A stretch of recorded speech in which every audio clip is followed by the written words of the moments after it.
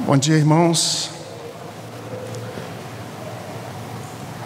O texto que vamos basear a mensagem de hoje é o texto que já foi lido na nossa devocional, na nossa liturgia, não é? Agora, Filipenses capítulo 2, de 14 a 16.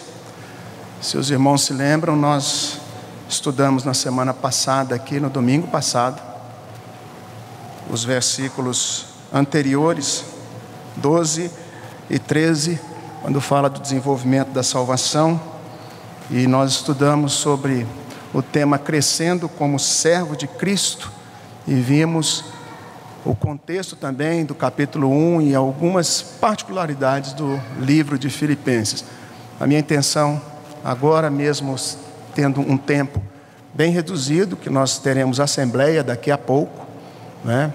Mesmo tendo esse tempo reduzido, a minha intenção é darmos prosseguimento nesse estudo, vendo quais são as implicações desse crescimento que é exigido de nós, crescendo como servos de Cristo, desenvolvendo a salvação com temor e com tremor.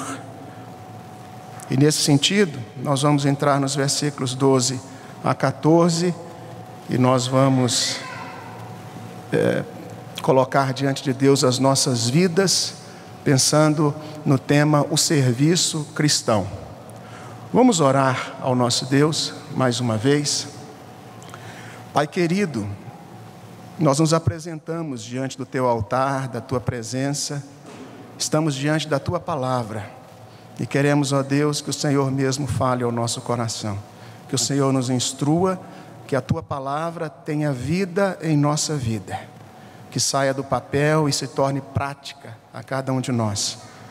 Que a Tua palavra, ó Deus, fale claramente ao nosso coração aquilo que Tu queres de cada um de nós, aquilo que Tu requeres de nós, que Tu exige, que a Tua exigência, ó Deus, para com a Tua igreja, para com a vida particular de cada um de nós. Ajuda-nos, ó Deus, a Te adorarmos em espírito e em verdade. E aquilo que formos fazer em todo o tempo, seja para louvar e engrandecer o Teu nome. Confessamos a Ti os nossos pecados e o fazemos em nome de Jesus. Amém. Irmãos, quando nós estudamos a Epístola aos Filipenses, nós vamos encontrar aí alguns temas que já vimos, citamos aqui na semana passada, temas que dizem respeito a situação do apóstolo Paulo, aquilo que ele vivia estando preso, aos seus sofrimentos, ao consolo que ele traz à igreja de Filipos, quando ele os chama à alegria em qualquer circunstância, mesmo no momento de dor. Nós vemos também que a carta fala de gratidão, e Paulo agradece aos irmãos a generosidade em contribuir. Também em Filipenses nós encontramos o tema da unidade da igreja, dizendo que é estritamente necessário que a igreja viva em unidade. Depois nós encontramos a pessoa de Cristo, a obra de Cristo que se humilhou, se entregou na cruz por nós, e mostrando também a segunda vinda de Cristo. É um tema que aparece aqui nessa epístola aos Filipenses. E por fim, ele diz que a igreja deve ter cuidado com as heresias. Domingo passado nós estudamos um elogio e uma repreensão que Paulo traz à igreja, inspirado pelo Espírito Santo, e serve para os nossos dias e sempre servirá para a igreja do Senhor até que Cristo volte. O elogio que Paulo trouxe a esses irmãos filipenses é que eles eram generosos na contribuição, e Paulo diz: eu agradeço a vocês por isso, e devem continuar dessa forma.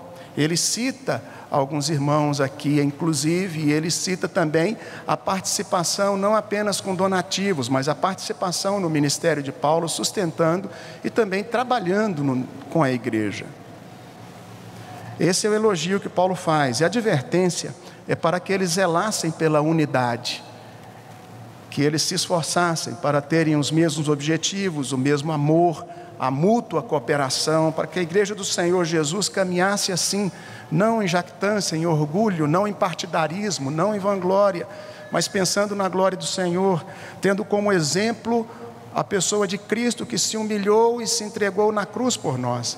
Nesse sentido, Paulo também chega a citar duas irmãs que estavam em conflitos, e a gente encontra lá no capítulo 4, versículo 2, Evódia e Sintique. Ele faz uma citação aqui dizendo que era necessário que essas irmãs pensassem concordemente no Senhor. E essa é a repreensão que Paulo faz, mais como uma advertência, uma admoestação, para que a igreja estivesse vivendo a unidade. Então, um elogio e uma repreensão. Hoje o tema é chamados para servir. E ainda pensando nesse desenvolvimento da salvação, desenvolvei a vossa salvação, mas ao mesmo tempo é Deus quem efetua. Qual é a minha parte? Nós vimos isso também, que a nossa parte é nos colocarmos diante de Deus como servos do Senhor e fazer tudo o que pudermos fazer, sempre lembrando que estamos sendo conduzidos na graça de Deus e fazer isso em santidade. Precisamos lembrar, quando falamos em serviço cristão, de algumas coisas que eu vou pontuar rapidamente. O primeiro delas é que o serviço cristão é uma obrigação dos salvos, não é dos incrédulos, não é de quem não conhece a Deus. O serviço cristão é uma obrigação dos salvos.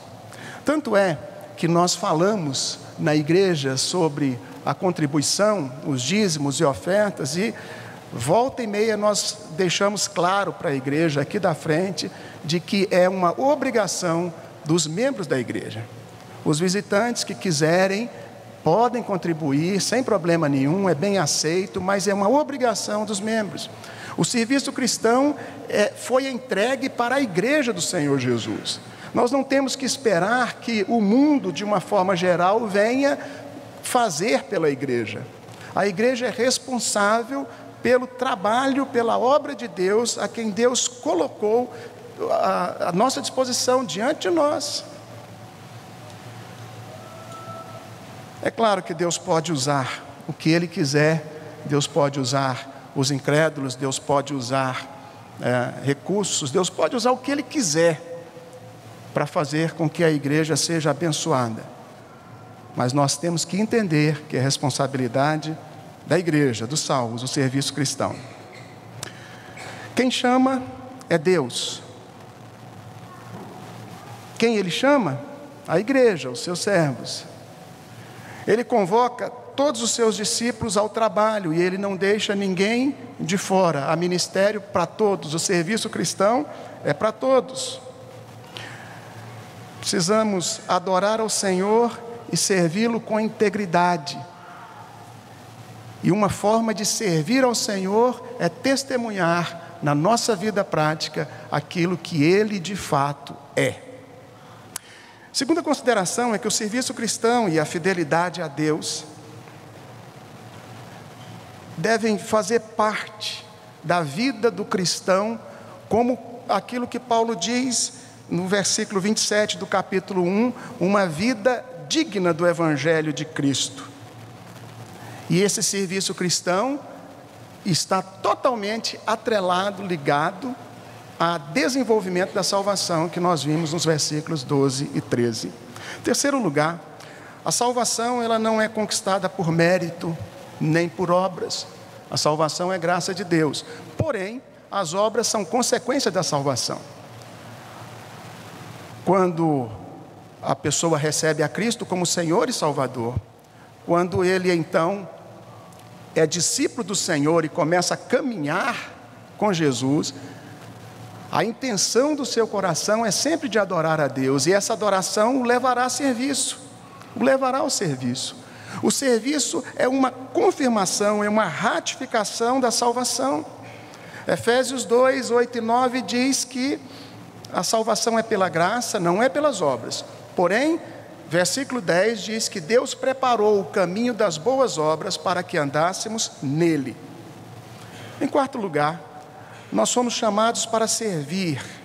E aí, nesse sentido, a gente precisa entender que quem produz no meu coração e no seu coração esse desejo de servir é Deus.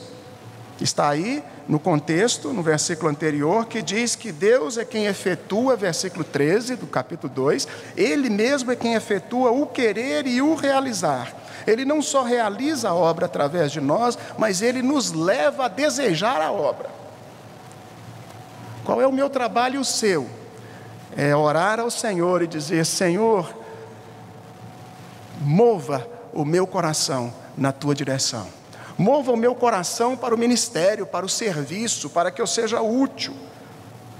Mova o meu coração a Te glorificar com as minhas ações, com os meus atos. Quem dá capacidade, quem promove o realizar é Deus, os recursos vêm do Senhor. E onde a obra é realizada? Em nós, através de nós, na igreja do Senhor Jesus, em toda parte por onde estivermos. Você não pode pensar no serviço cristão apenas aqui nas quatro paredes. Aonde você estiver, a palavra de Deus diz que nós somos o bom perfume de Cristo, e essa fragrância deve ser espalhada a todas as pessoas, em todos os lugares por onde nós estivermos. Quando você tirar férias, não se esqueça de que você continua sendo cristão, que você deve continuar trabalhando para o Senhor onde você estiver. Eu ouvi uma frase muito bonita, muito interessante há um tempo atrás, que eu nunca mais me esqueci, que diz: servir a Cristo não é sacrifício. Se é penoso demais para você servir a Cristo, viver o Evangelho, é bom que você converse um pouco com o Senhor sobre as concepções que você tem de salvação. Nós, os pastores e os presbíteros da igreja, estamos à sua disposição para te acompanhar. Vamos ver rapidamente 3 pontos, falando de serviço cristão. Primeiro, qual é a motivação que nós temos para o serviço? Segundo, o que não pode faltar para fazer o serviço cristão? Terceiro, o que deve ser deixado de lado na hora de fazer o serviço? E aí a gente tem uma aplicação final. Primeiro, versículo 12, ainda nesse contexto, parte A. Paulo diz que, assim como nós obedecemos, como os filipenses obedeceram a Paulo, quando ele estava presente, agora na ausência, a obediência deveria continuar. A motivação para que eu e você trabalhemos para o Senhor é a obediência. Já falamos que não é pela necessidade, 1 Coríntios 8, Paulo fala sobre isso. Não é pela necessidade da igreja, porque se a igreja não estiver precisando, então você vai parar de dizimar, você vai parar de ajudar em qualquer área, Não, nós sempre vamos precisar. E não é pela necessidade. Você pode estar numa igreja que não precise absolutamente do seu dízimo, mas a obrigação é entregar o dízimo. Agora, o serviço cristão não é só o dízimo. O serviço cristão é pregar o Evangelho a toda criatura. E se você precisa ser relembrado disso, até que Cristo volte, nós teremos ímpios sobre a terra que precisam ouvir do Evangelho. A tarefa minha e sua não vai acabar e não acabou. A motivação não é o tamanho do serviço. A motivação não pode ser a vida do meu irmão, não pode ser a pressão da igreja, dos pastores, dos oficiais, dos presbíteros, não é isso. A motivação não é fazer para mostrar para os outros, a motivação não pode ser um relatório que você tenha que apresentar ao final do ano. A motivação é a adoração a Deus, e Paulo fala de obediência. Servimos ao Senhor porque amamos a Deus. Servimos ao Senhor porque agradecemos a Ele aquilo que Ele já nos fez. Servimos ao Senhor não para obter a salvação, mas como um resultado da salvação, como esse desenvolvimento da salvação. E para servir ao Senhor nós precisamos renunciar a nós mesmos. Para servir ao Senhor com alegria, conforme Salmo 100 nos chama a fazer, nós precisamos abdicar de muitas coisas de nós mesmos. Para servir ao Senhor e continuar servindo com alegria numa comunidade de fé, nós precisamos saber lidar com as dificuldades até mesmo entre irmãos. Mas você e eu temos que continuar servindo ao Senhor em todo o tempo, com a motivação da obediência. Você não serve a Deus por causa das pressões do seu irmão, nem para mostrar para o seu irmão, nem para ser melhor do que o outro, nem para competir dentro do próprio departamento ou com outros departamentos da igreja. Mas você serve a Deus, e você deve servir a Deus, porque você se dispõe a adorá-lo de forma irrestrita, em irrestrita obediência. Segundo lugar, o que não deve fazer parte do serviço cristão? O que tem que ser tirado fora quando eu estou executando algo para Deus? E a nossa vida deve ser toda para o Senhor, não é? Mas vamos pensar a nível de algumas tarefas, quem sabe, que você para e diz assim: agora eu estou fazendo a obra do Senhor. A obra do Senhor deve ser feita em todo o tempo, mas você consegue identificar algumas coisas. O que tem que ser tirado de fora? 2 pecados são anotados aqui no versículo 14. Tudo que nós fizermos deve ser feito sem murmurações e sem contendas. É com tristeza, irmãos, que a gente observa isso não apenas nos dias atuais, mas em todo o tempo, desde que o homem foi criado e pecou. Murmurações e contendas fazem parte do ser humano, mas não devem fazer parte da igreja do Senhor Jesus. Quem é que não tem murmurações contra tantas coisas no país, no mundo, dentro de casa e por aí afora? Na igreja do Senhor Jesus, nós precisamos ter cuidado. Ao fazer o trabalho do Senhor, precisamos ter muito cuidado. Deixar de fora murmurações, deixar de fora contendas. Desenvolver a salvação, desenvolver a vida cristã, envolve desenvolver a comunhão. E isso nos leva a lançar fora murmurações e contendas. Murmurações e contendas minam as nossas forças, a nossa fé, a nossa motivação para o trabalho. Murmurações e contendas trazem desânimo, trazem frieza e, pior ainda, contagia outros.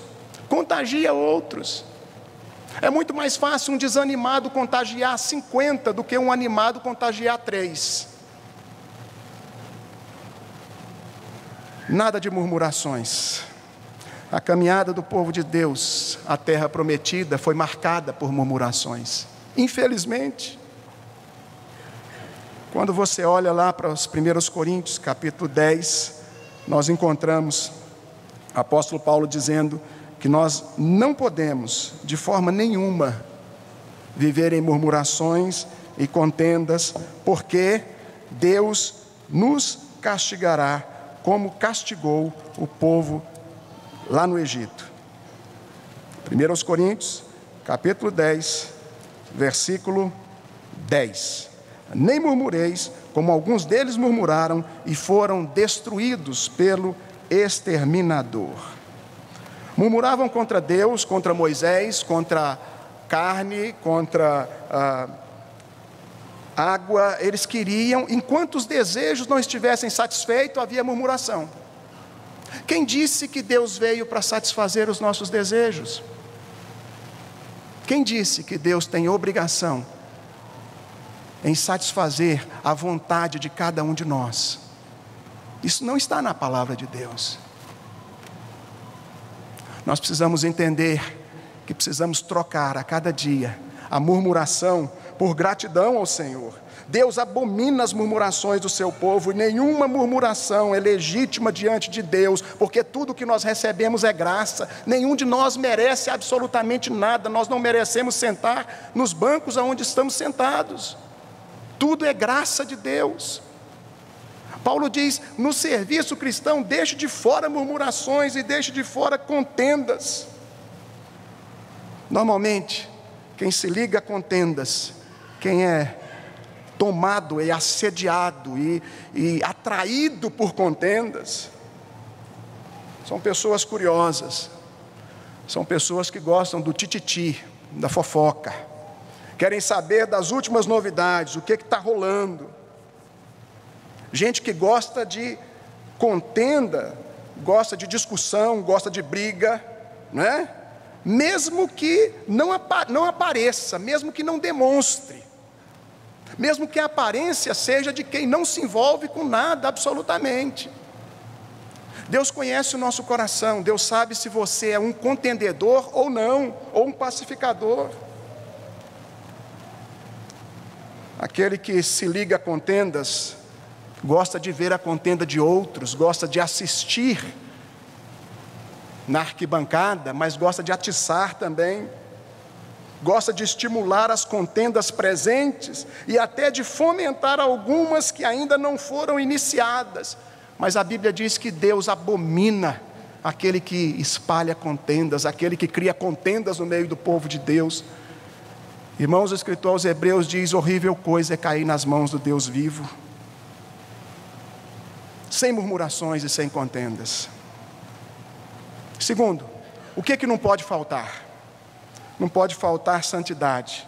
O versículo 15 está dizendo que nós devemos nos tornar irrepreensíveis, um caráter irrepreensível, levar Deus a sério. Não esquecer nunca que o ministério deve ser desenvolvido com temor e tremor, como diz o versículo anterior, versículo 12. Temor e tremor, extrema reverência. Um caráter irrepreensível é uma vigilância constante de nossa vida, de nossas ações, de nossos pensamentos. Um caráter irrepreensível foge da promoção de divisões, de atrair a ira e o castigo de Deus sobre pecados não confessados. Um caráter irrepreensível é aquele que está todos os dias e todos os momentos confessando os seus pecados diante de Deus e ainda clamando ao Senhor: vê se há em mim, ó Deus, algum caminho mau, guia-me pelo caminho eterno. Caráter irrepreensível não pode faltar nas nossas vidas enquanto trabalhamos para o Senhor. Caráter irrepreensível. Ainda, o texto está dizendo sobre sinceridade. Davi, ele disse a Deus: Senhor, da sinceridade te agradas. Deus abomina, irmãos, a falsidade e a hipocrisia. Quantas vezes a palavra de Deus, inúmeras vezes, nos fala sobre isso, de que Deus conhece os hipócritas e falsos e que Deus não deixará isso impune. De Deus ninguém esconde nada, e no serviço cristão não pode faltar sinceridade diante de Deus e diante dos homens, não pode faltar. Ainda o texto está dizendo: para que vos torneis irrepreensíveis e sinceros, filhos de Deus inculpáveis, um testemunho vivo no meio de uma sociedade morta, um testemunho vivo. O cristão deve entender que o mundo jaz no maligno, mas que ele deve ser luz nas trevas. Um caráter irrepreensível, quando o mundo possa olhar para a igreja, olhar para a vida de cada um de nós e ver Cristo, e perceber a diferença, e conseguir visualizar a humildade no meio do povo de Deus, a sujeição uns aos outros, o amor verdadeiro, não o amor hipócrita. E por fim, não pode faltar a diretriz e base na palavra de Deus, preservando a palavra da vida. A palavra de Deus não pode ser desprezada, irmãos, em momento nenhum. A obra de Deus deve ser feita segundo o padrão dele, não segundo os nossos achômetros, não o que eu acho, o que eu quero, o que eu gostaria, o que eu acho bonitinho, o que é interessante, o que pode vir a atrair pessoas. Não é isso.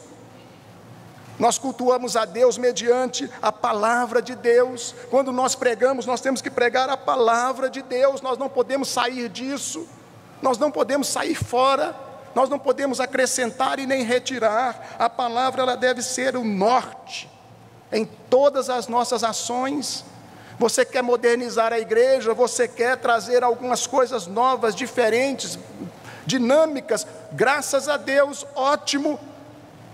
Mas se firme na palavra, olhe para a palavra, baseie-se na palavra, norteie-se na palavra, porque a igreja continuará vivendo na palavra e precisa ser assim.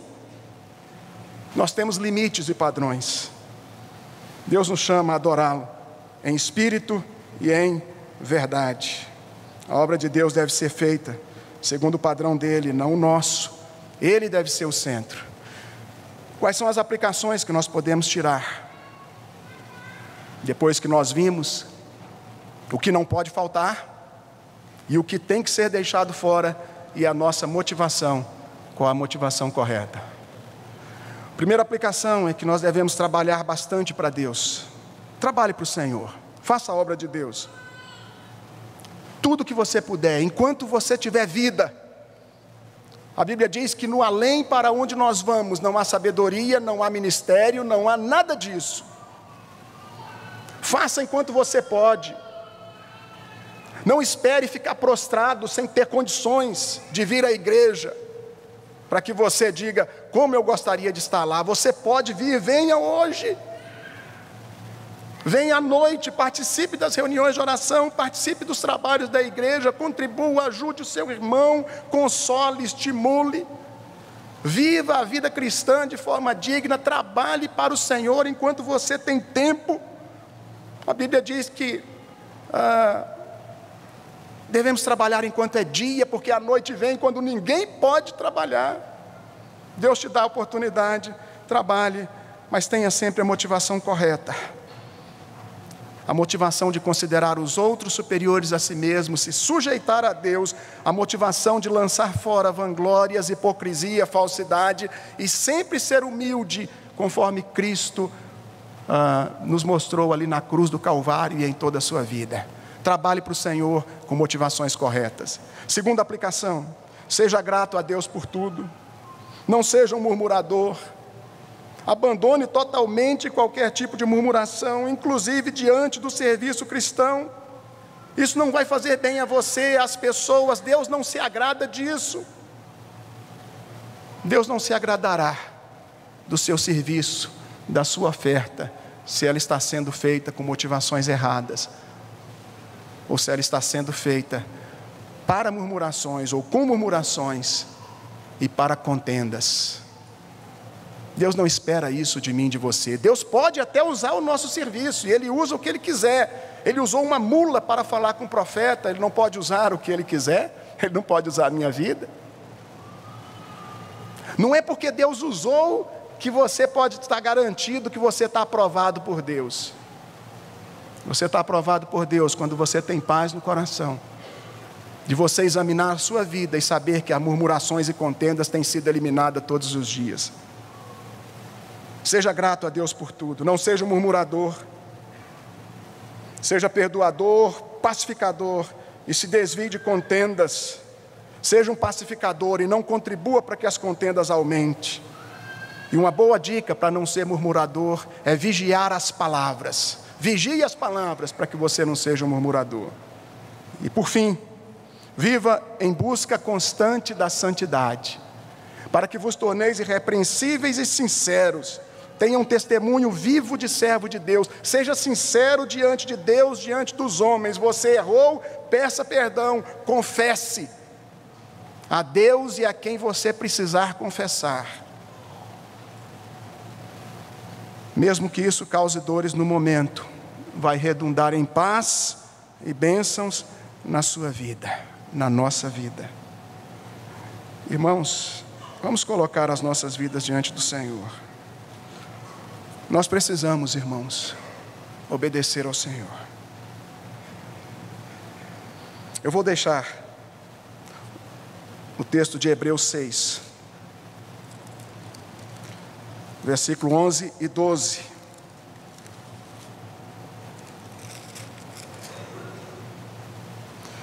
Segunda Pedro 1, 5 e 7. Eu já vou terminar, não quero expor o texto. Nós vamos terminar, mas guarda no seu coração. Hebreus 6, 11 e 12. Segunda Pedro 1, 5 e 7.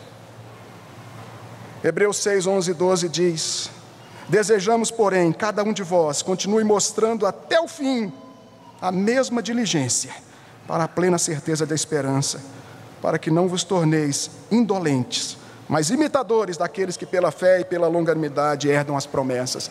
Imite quem vale a pena ser imitado. Não imite os desanimados, em nome de Jesus. Tenha a mesma diligência, até o final. Não se torne indolente. Trabalhe para o Senhor. 2 Pedro 1, 5 a 7.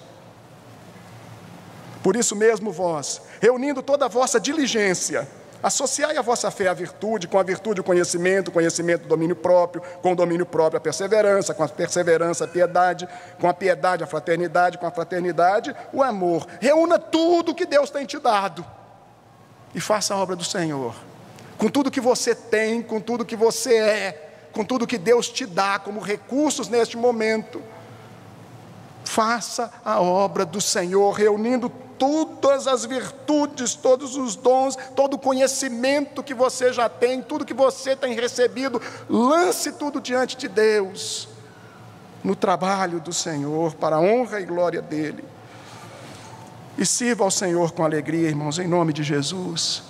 Efésios 6,6, permita, eu não quero ser mentiroso, eu disse que ia dar 2 terços, deixa eu dar o terceiro, por favor. Efésios 6, parte B do versículo 6 até o 8. 6, guarda comigo. Não servindo à vista como para agradar homens, mas como servos de Cristo, fazendo de coração a vontade de Deus.